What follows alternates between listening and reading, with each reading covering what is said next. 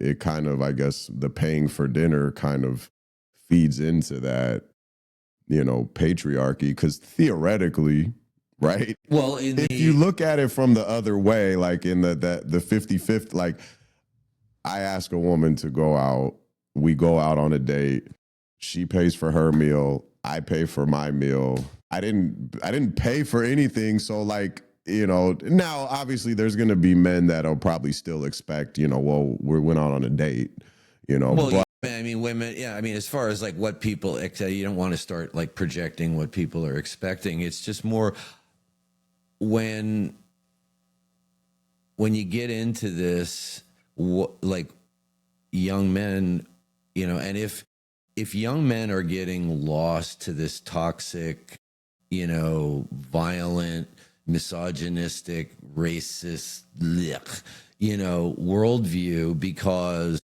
there's nothing like pulling them into the alternative.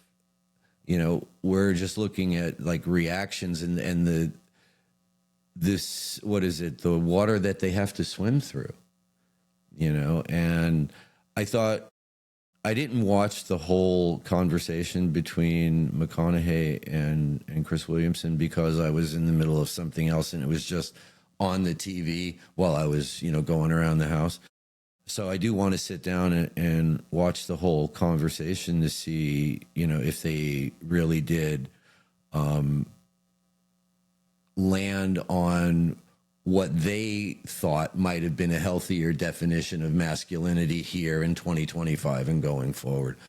But I thought right at the end when I had something else to do, the last bit of the conversation I heard was like McConaughey had turned the question back around to Chris as the host. Like, what do you think? Like, what do you say masculinity is?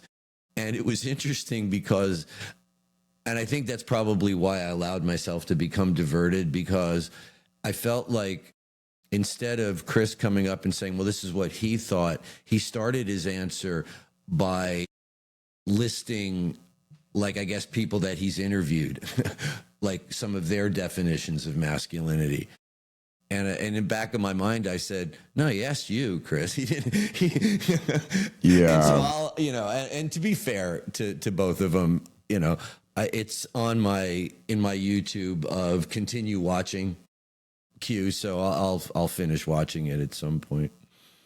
Yeah, it is definitely like